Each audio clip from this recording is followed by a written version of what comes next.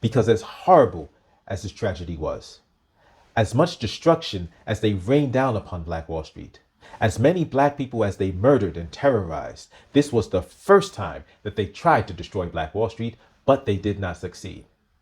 Welcome to Escaping the Echo Chamber. By now, most of us have heard of Black Wall Street. And although I'm about to tell you the story of how Black Wall Street was destroyed, first I'm going to tell you the story of how it was almost destroyed. We may not have learned about it in school, but once news of the Tulsa massacre became well known, the truth of a thriving and prosperous Black-owned and Black-ran town became forever etched in our memories. What's so inspiring about Black Wall Street to me is not just when it was built, but why it was built. Picture being born in the United States to freed slaves. We're not talking about your great-great-grandparents. We're talking about your parents. Your mother and father were enslaved, were brutalized, and they persevered. You were raised in Arkansas, where even though slavery has ended, the hatred hasn't, the racism hasn't. The vitriol is there, it's clear, and it's persistent. You get older, you move to Oklahoma and purchase 40 acres of land. That's right, 40 acres. You realize you have an opportunity to build something bigger than yourself. You open a boarding house for Black people to stay in. You sell land to other Black people. And you even provide loans to other Black people for them to start businesses. Your name is O.W. Gurley. But you soon have help. You are joined by J.B. Stratford, who is also the son of a former slave. J.B. Stratford became a lawyer and had run businesses before moving to Tulsa. J.B. builds a luxury hotel, which at the time becomes the largest Black-owned hotel in the country. A.J. Smitherman is another leader in the community who starts up a newspaper called the Tulsa Star. A.J. Smitherman is not just a businessman, he's also an activist who makes sure that Black people in the community are aware of their legal rights and that they arm and protect themselves. And Black Wall Street thrives with restaurants, schools, theaters, dentist's office, doctor's offices, lawyers' offices, and Black people who support each other. And even the Black people who work for low wages outside of the town come back to Greenwood, back to Black Wall Street, and spend their money there, which helps the town to grow. But then tragedy struck, and Greenwood, Black Wall Street, was attacked. Thousands of white residents attacked, killing approximately 300 people.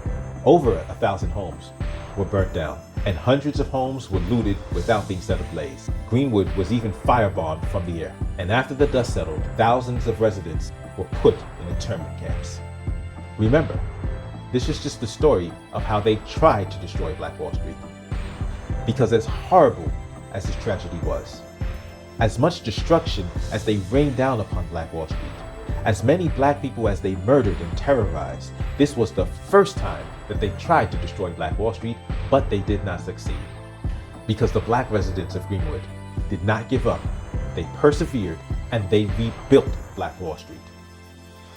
And the local government tried to stop them from rebuilding because they wanted to destroy Black wealth.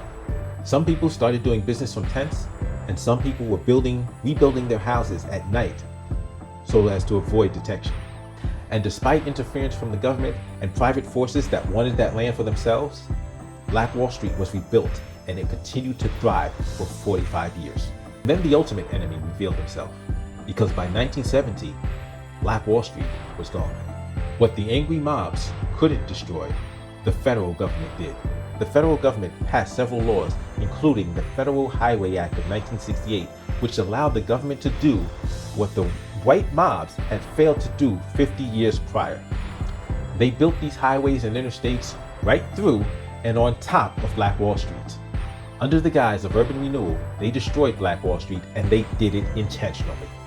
There's a bunch of reasons why this story is important, including that it completely destroys the myth that Black people are lazy and the ridiculous talking points of, slavery ended over 100 years ago. Why hasn't the Black community got it together yet?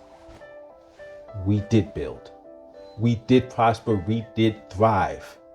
We have enemies who are relentless and who will constantly try to tear us down.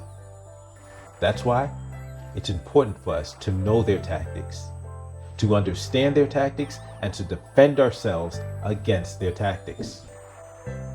As always, don't forget to give me the thumbs up, like, share, subscribe, if you haven't already. And write down in the comment section if you had heard before now about the second time that Black Wall Street was destroyed. I'll see you next time.